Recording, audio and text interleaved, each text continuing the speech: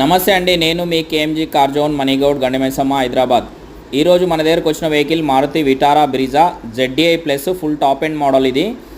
ఇది front bumper ఒకటి, back bumper ఒకటి మీరు రిపేంట్ చేసుకోవాలి. క్వార్టర్ ప్యానల్ ఒకటి ఉంది రైట్ సైడ్లో.